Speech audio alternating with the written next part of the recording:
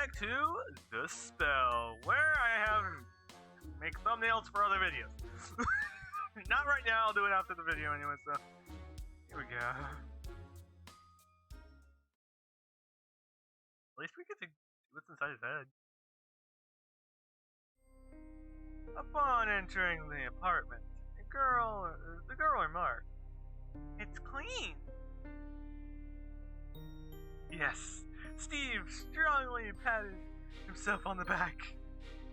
He got a compliment. After all, he hadn't touched a single thing in this place in order to keep it sparkling clean. In fact, he had slept in the hotel room until until then, he wanted their home to be equally theirs. Both of them, of feelings and time. Thank you. Now we're getting like all sorts of satire. He said as if he had anything to do with it. Maybe this will even out the moment of shame he had with the car earlier. Too clean. Or not? Did she perhaps like the things dirty rather than clean? No, that can't be. If it were the case, she wouldn't have enjoyed the ride home. You have kids. Well, I have to take care of you, so no. Shit. Was that a trick question? He had answered instantly, but what if she wanted him to say yes? She was a kid, right? If she was now his, from a legal standpoint, at least, so maybe she was testing him or something.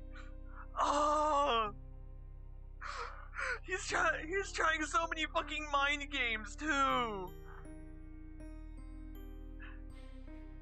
But she seemed unfazed and continued with her barrage of questions. A girlfriend? No. Oh God, no! He kinda have to feel for the guy. He's like right there going, oh shit, is this a trick question? How am I gonna answer this? Shit, again. He answered answered quickly and truthfully. He wanted to tell her the truth, whatever he could, but what if it was a trick question again?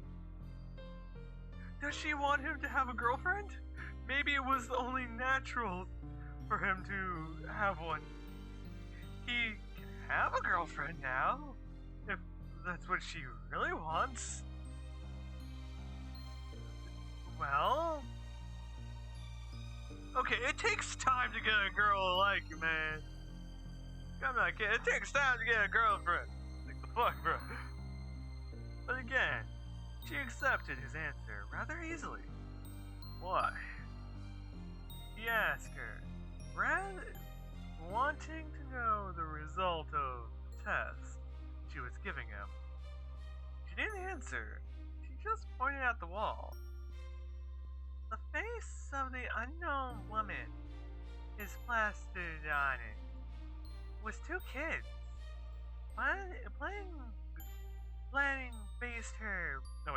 Placed properly on the stock picture that was used in the document to decorate the apartment. He might have paid for it, like everything else in this room. He trashed the ugly thing instantly, as he could actually get rid of the evidence after being caught red-handed. Well, kinda fucked yourself over there, bruh. He looked back her way. She was looking at him with disgust and shock. He had failed the test. was good questions. Why did I forget about that? Now I must take the Sajink. Remove Zakatsa. And it's out of the way. I don't need to see it in video. He wanted for her to fall asleep before undertaking his night out. He felt bad for forgetting to set up her stuff before she moved in. He was so obsessed with his investigation and learning about patronizing, pretending that he had a completely overlook that he must obsessive, obvious thing. Right before leaving, though, he noticed something in particular. She was sleeping without a blanket. Oh yeah, this is where she heard him walk out. What should he do?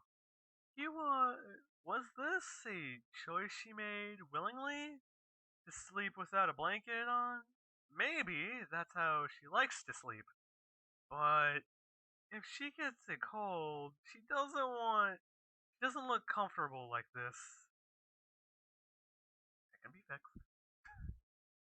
He then remembered that his sister hated when he stood against her choices.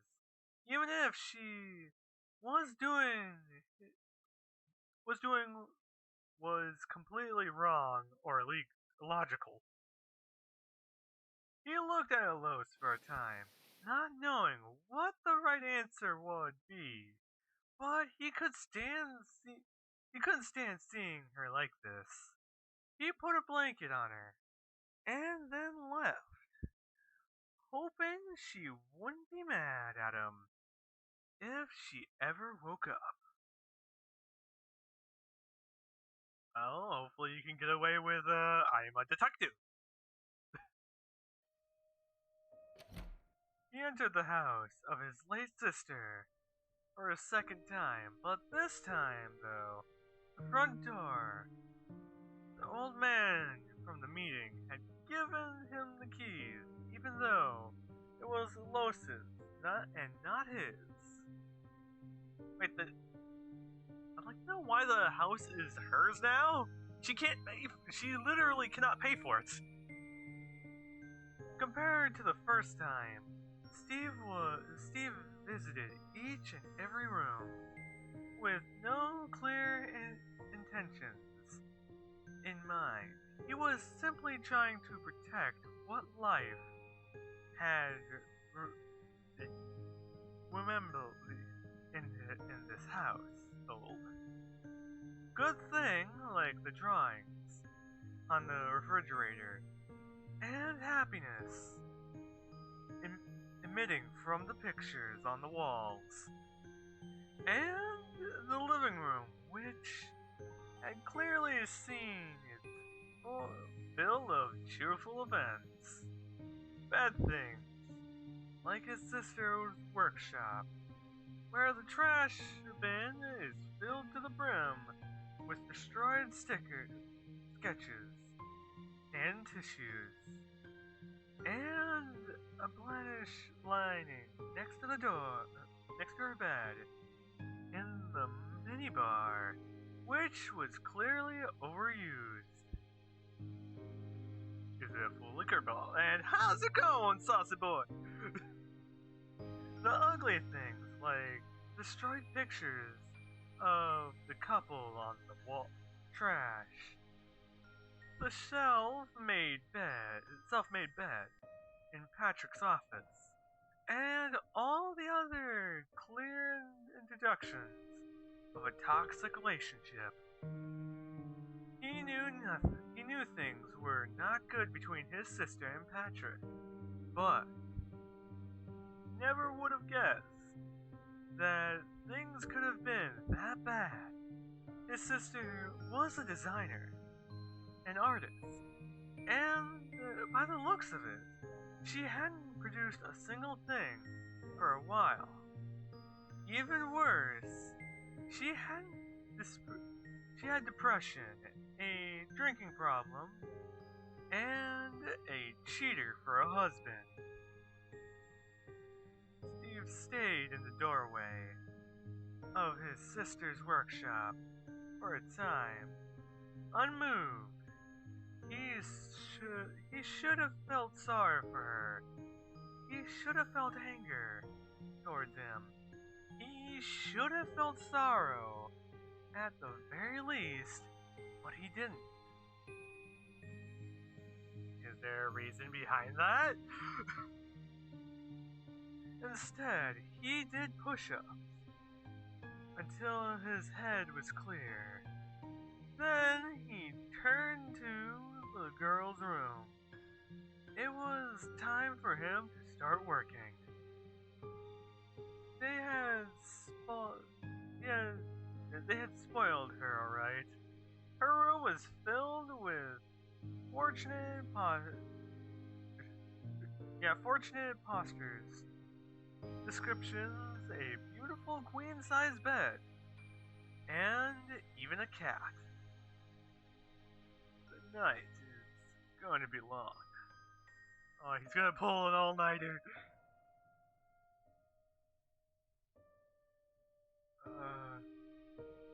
When he finished, it was 6 in the morning. He returned to the living room.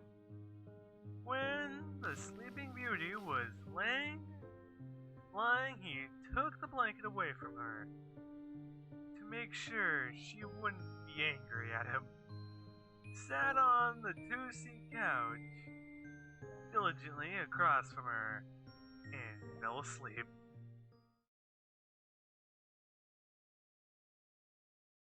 And why couldn't they be happy? No, wait. Shit. Now you want me to actually try? Why couldn't you be happy for us? I know, it's not the greatest voice. It's no good for you. I don't trust him.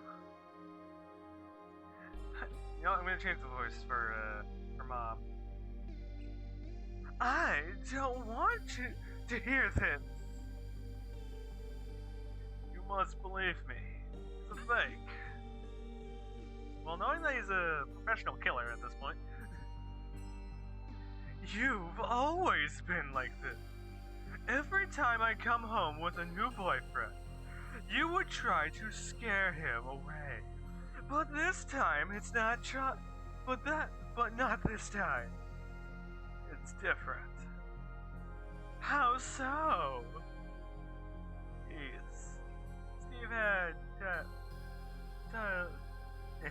told her that Patrick was too good to be true. He had seen him being a bit too familiar with another woman. We're accepting Steve. You better have a good reason for telling me this.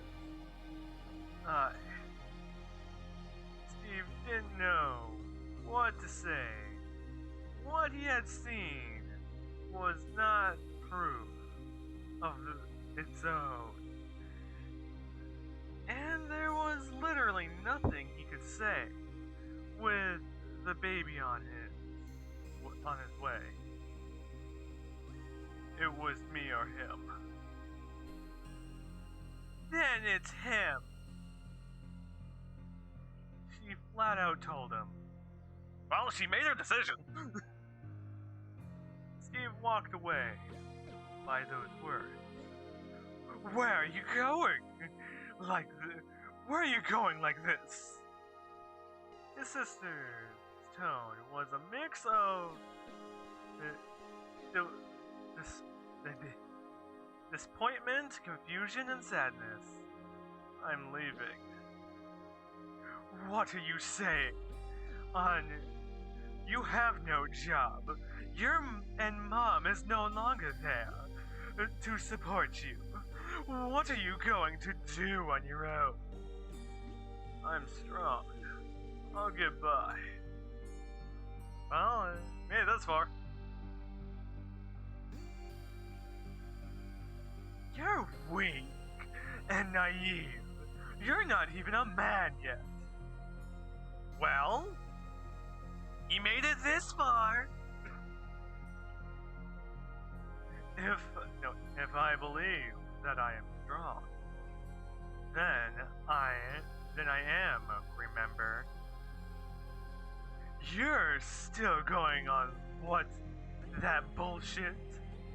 With that bullshit? Then go. We'll see who's laughing when you return 3 days crying. I'll see you soon.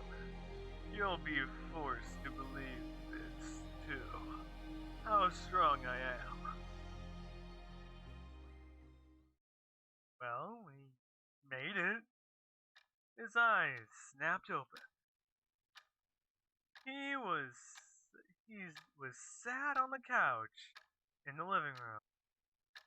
It looked like it was 6:30 a.m. It's been 15 minutes since he fell asleep.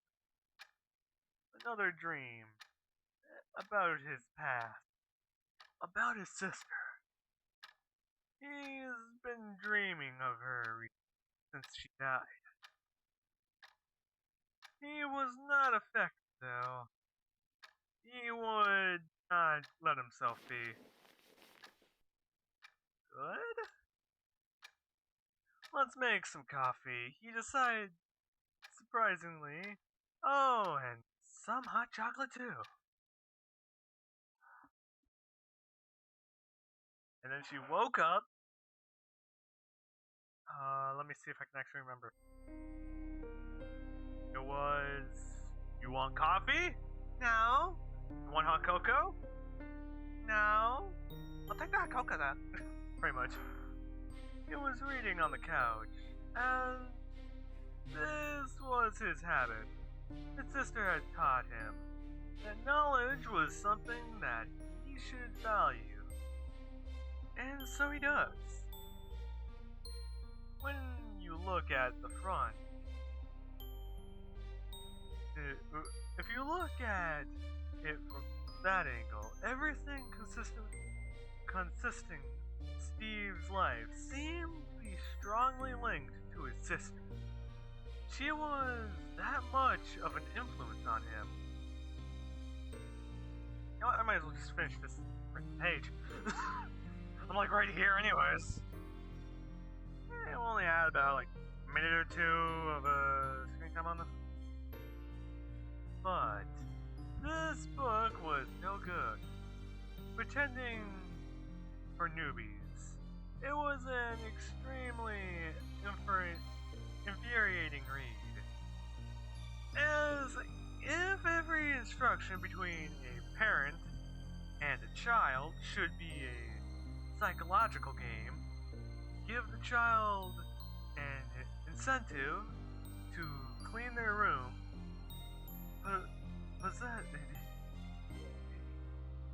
possessive reference, negate negligent reinforcement, right, wrong. Okay, didn't really explain a whole lot. I'm actually surprised that actually worked. Steve didn't want that kind of relationship. She was a smart girl, anyway. At her age, she would find the answer on her own. He would simply be there to accept it. And from there, I'm gonna end the episode here. So I pretty much hope all you guys have a great, wonderful time, and I'll see you guys next time. Have a fantastic day too.